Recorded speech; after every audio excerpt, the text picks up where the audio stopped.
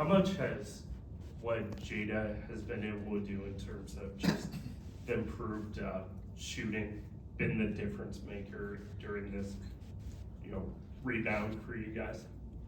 Oh, I think it's been a huge part of it. Obviously, when we lost what we lost, we need to find scoring somewhere. And, Jada's been a big part of that. She's worked really hard.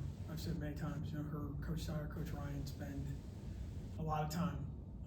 Jada knew when she came the one thing that she had to improve on, at least be somewhat more consistent, is her ability to shoot the three. And she's worked really hard on it, and I think it's really impacted our team. When you lost the scoring that we lost, we had to find it somewhere. And can't be Audi getting 30 every night. So Jada's been a huge part of our ability to go into a game thinking we have two people that you're pretty confident can get you some points. And that wasn't the case, certainly before those kids got hurt, and to her credit, she's worked really hard on it. Was there a shot maybe where you felt like she turned the corner here? I think she hit a couple, early in the Cincinnati game, that her confidence level was up. I think I've said all along that I think a big piece of her fundamentals, her stroke, her mechanics are good. I've always felt like the issues that she's had with her percentages is her shot selection needed to improve, and I think it still does, to be honest with you.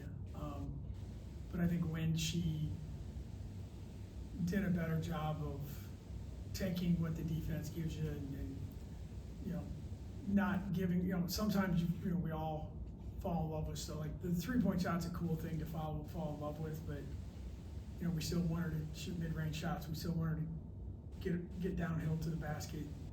And people have defended her a little bit different because she hasn't had the help, but she's, I think that in combination with her offensive scoring, she's done a better job of taking care of the ball. Her turnovers are starting to drop a little bit. She only had one the other night. Game before that, she had 2. So, if she's in that efficiency with her shot selection, efficiency with her assist to turnover ratio, she could play with a lot of people, and she really impacts our team. What did you see during the Cincinnati game that made you feel like she was shooting it more confidently? Yeah, I think the way they defended her early, I think she felt that she got, again, she took some shots that were just in the flow of the game. She didn't, like the term, I always tell her, don't just settle for a 3-point shot, 20 seconds on the shot clock. If you're open, you're in rhythm, shoot it, hell yes. But I think in that game, it was like she got to the elbow, she got to the basket, and then the 3s she took were, at the right time, in the right flow of the game. And that's hard to quantify sometimes. But I think, sometimes when it isn't going right, like the other night, she took a couple 3s early in the game that were not good shots. I think she just said, yeah, I can get it off, I'll shoot it.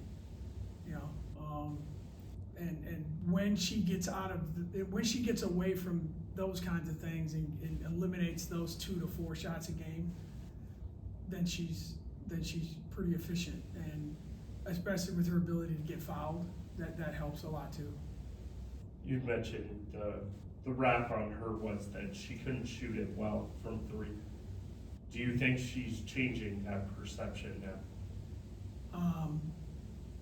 I can't say what other people's perception is, but I'll put it to you this way: when she's open, I have 0 issue with her taking a 3-point shot.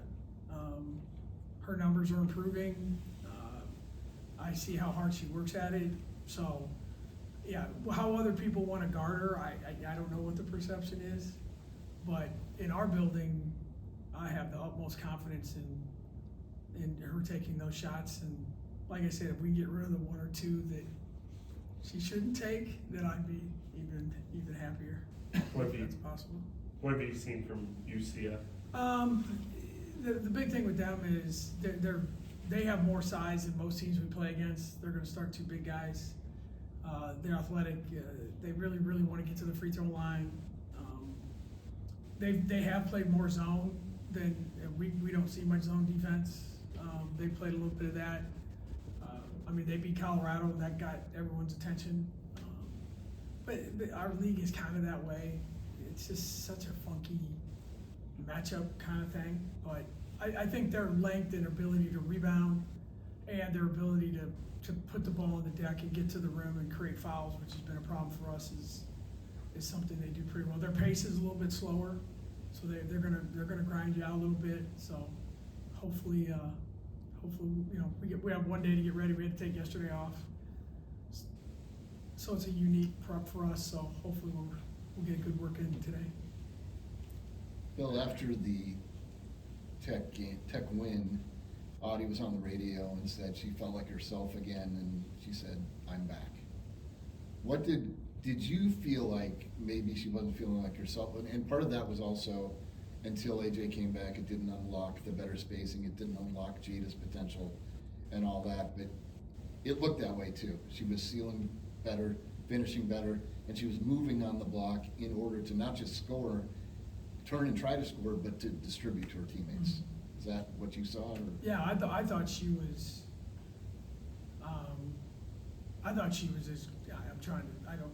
You're victim of the moment, but I think that was probably as good. Maybe let's put it that way.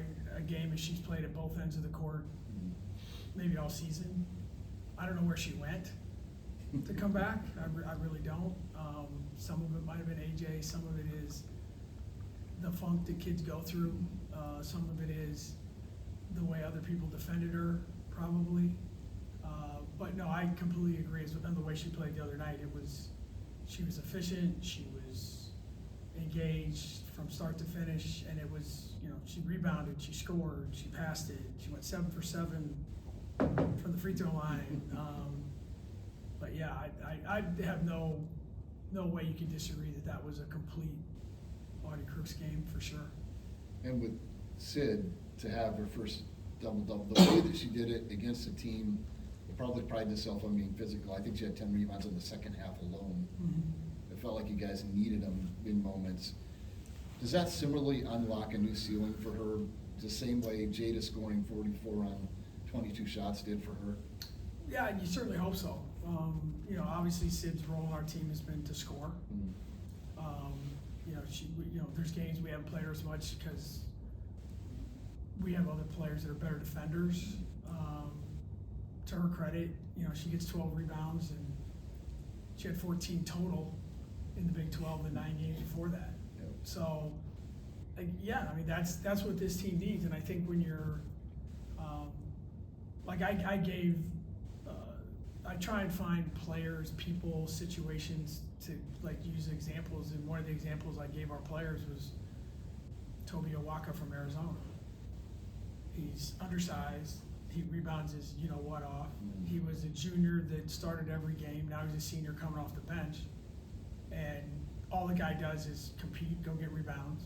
They don't run a single play for him, but he impacts the team. And so I think Sid, as she continues to look for more minutes, whether everyone, we still don't have Addy Brown, so there's minutes available.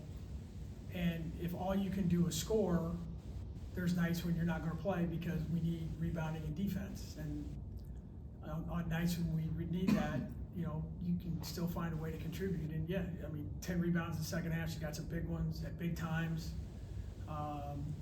And I've said many times, rebounding in the women's game is different. You don't jump above the rim and get it. You got to go get it. Every single rebound comes off below the rim. Do you want it, or does the guy in the other colored jersey want it? And to her credit, she wanted him the other night. And I think especially in that run in the late third, early fourth quarter, Audi had a stretch for the game. Sid had about a 6 to 8 minute stretch. She couldn't have played any better. And I think it really dramatically turned the game in our favor. Coach, Audi got to 2,000, joins, as I'm sure you know, Ashley Jones, Angie Welly, and Bridget Carlton. Can you think of anything that those 4 players have in common? They score a lot of points. No, I obviously Angie was a post player, but her game was completely different than Audie's. Ash and Bridget's game were similar. I think the similarity is that for the most part, not completely, but for the most part, they had to score in a lot of different ways, and they had to score a lot from the help of their teammates because they're not point guards. And to be honest with you, we ran a hell of a lot of plays for them all. We still have plays in their names to this day, but I just think they all had a unique ability to maximize their ability. I know that sounds kind of simple, but they all knew what they did well, and they did it really well, and they did it a lot. And I think that's what you're seeing from Audi now, and that's what you saw from those other guys. And I think for Audie's name to be with those three, that's something she should be very proud of, because those are the three of the best basketball players I've ever coached, and some of the best people I've ever been around. So that's a pretty impressive list. And you mentioned Addy. Do you have an update on her? And is there any light at the end of the tunnel?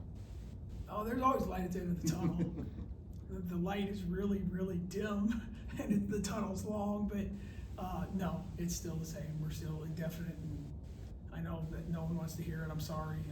If I knew, I would be the first to tell you, but we are where we are. So, like I think I mentioned this the other day, when we saw AJ in a practice jersey, we got excited.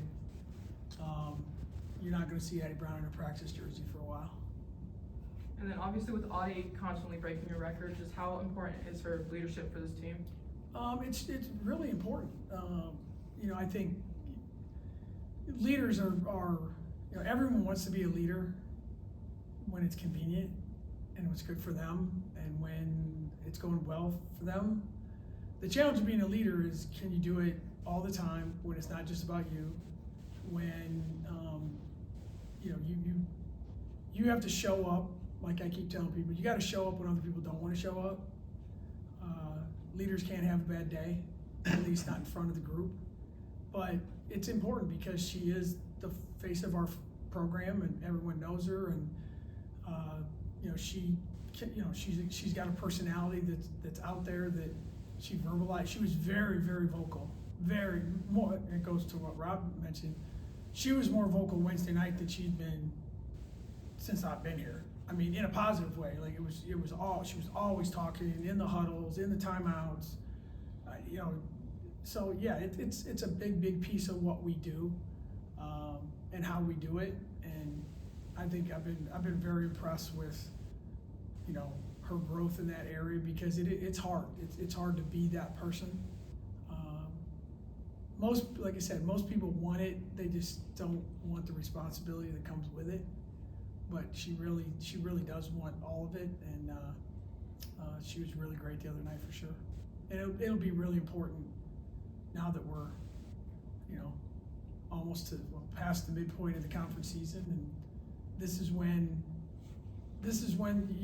you find out about individuals and teams. Do they have another gear? Are they going to push through it? When other people just want to. Are you going to jog through the finish line, or are you sprinting through the finish line? And a lot of that is determined by the best players on your team and the leaders on your team. That certainly should be Audi. And then with you guys being the most watched women's basketball program in the country, how special is that? And then how does that translate to Iowa becoming, the state of Iowa being associated with winning basketball? Well, I'd say first of all, that's the Audi Crooks effect. I don't think that would be the most brilliant statement of all time. No, I think it really is. It says a lot about our program. It says a lot about the University of Iowa's program.